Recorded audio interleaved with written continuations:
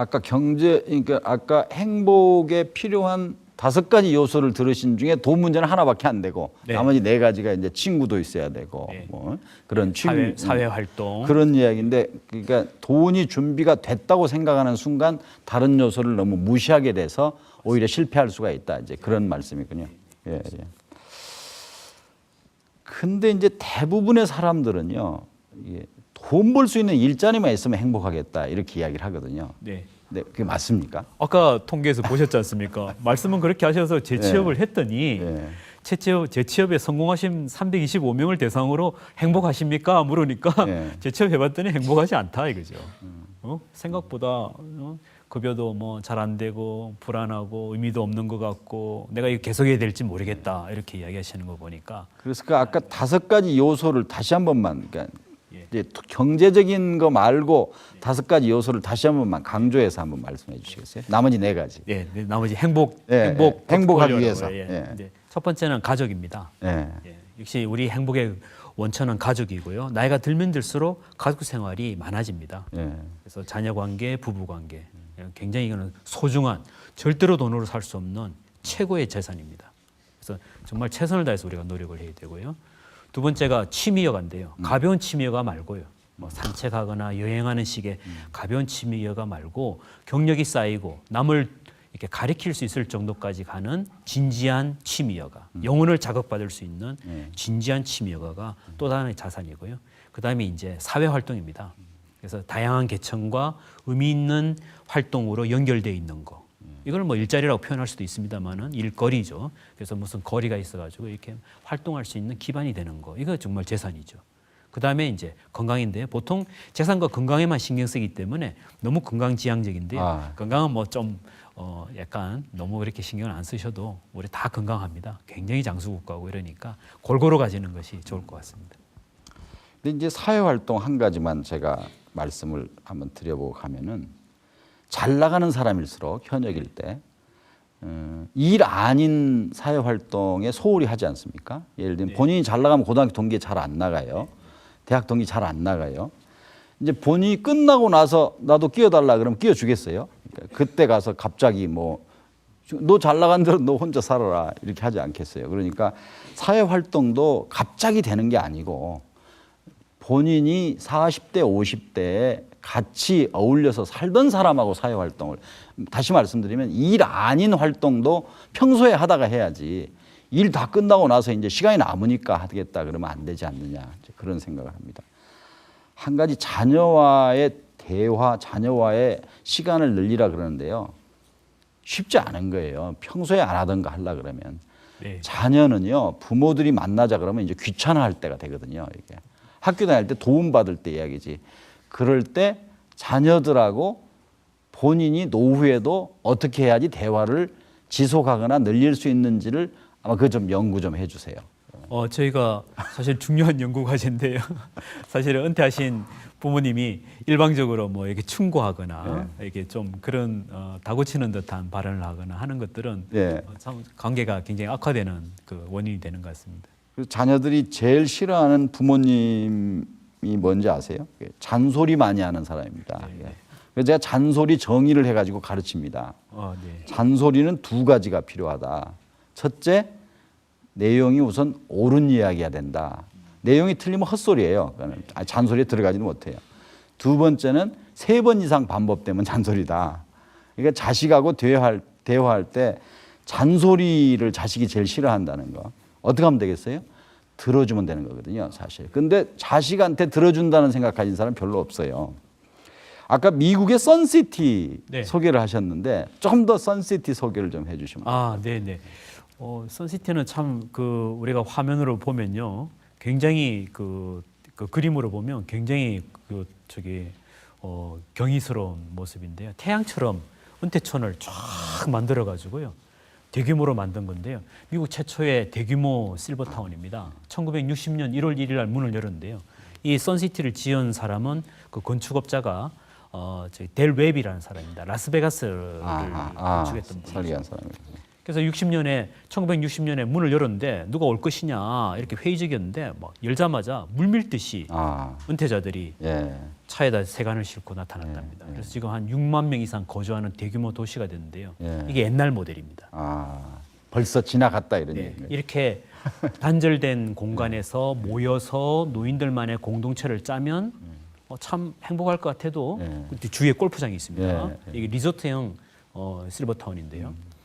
그래서 면화밭인 곳에다가 이렇게 이게 멋지게 지었지만 이것이 나중에 세월이 가면서 진화를 하기 시작했습니다. 약간 불편하고 그러니까 간병의 대상이 되면 빠져나가셔야 되고 병원으로 이동해야 되고 그리고 젊은이가 없으니까 봉사할 방법이 없는 거예요. 자극받을 방법이 없고 교류할 방법이 없고 그래서 요즘은 좀 인기가 떨어진. 그래서 아까 커뮤니티라는 개념을 말씀하셨잖아요. 네네. 젊은이들도 섞어서 사는. 맞습니다. 예. 저 혼자만 질문하면 아마 지루하실 것 같아요. 재미도 없을 것 같고. 그래서 우리 방청석에 있는 분들의 질문을 받았거든요. 그래서 우리 장나연 리포터가 대신 질문을 드리도록 하겠습니다. 우리 장나연 리포터. 네, 장나연 리포터입니다. 우선 좋은 말씀 잘 들었고요. 4050 세대분들의 좀 무거워진 마음을 조금 덜어드릴 수 있는 질문 몇 가지 모아봤습니다. 많은 분들이 이제 노후를 생각하시잖아요. 근데 노후를 생각하면 빼놓을 수 없는 게 연금이 아닐까 싶습니다. 네네. 다양한 연금 활용법 알려달라는 질문이 들어왔습니다. 네. 아마 국민연금은 뭐 찾아서 본인이 국민연금관리공단에 확인해 보시면 이렇게 몇 살부터 얼마가 나온다 확인하실 수 있으니까 그거는 뭐 체크하는 방법이 쉬운데요. 그다음 개인연금입니다. 물론 개인연금은 10명 중 3명밖에 가입을 안 했으니까 뭐 많이는 안 했습니다만 그래도 개인연금을 갖고 계시는 분들은 넣는 게 중요한 게 아니라 나중에 얼마 타는지를 꼭 확인하셔야 됩니다. 얼마 타는지. 그다음에 이게 한 20년 타고 끊어지는 건지 종신토록 사망 때까지 탈 수 있는 거지. 사망 때까지 타야 장수 리스크를 없애낼 수 있는 거죠. 내가 생각보다 오래 사는 리스크를 방지할 수 있지 않습니까? 그래서 장수 위험을 극복하려면 종신토록 타는 건지 아닌지를 체크하셔야 되고 마지막으로 남편이 돌아가시고 나면 살아남은 배우자 있죠. 배우자에게도 한 70% 정도 유족연금이 내려갈 수 있는 형인지 그냥 끊어지는 형인지 이걸 꼭 체크하셔야 됩니다. 가능하면 부인에게도 유족연금 형식으로 내려가면 좋겠죠. 국민연금은 60%의 연금이 부인에게 유족연금으로 내려갑니다. 그래서 그런 걸 꼭 체크하시고요. 마지막으로는 내가 재산이 있다. 펀드나 예금이나 뭐 상가나 재산이 있는데 내가 나이가 들어서 판단력이 떨어지고 금융기관에 출입하기가 불편해질 때 이거를 어떻게 할 거냐 할 때 외국에서는 연금화를 합니다. 연금화를 해가지고 노후 생활비 통장에 이렇게 꼬박꼬박 들어오기 시작합니다. 그러니까 제가 말씀드리고 싶은 거는 한 70대가 넘어가시고 판단력이 떨어지시고 삶의 목표가 자금 관리가 아니라 이제 새로운 의미 있는 삶을 살기 시작할 때는 가능하면 금융기관 출입을 좀 줄이시라는 겁니다.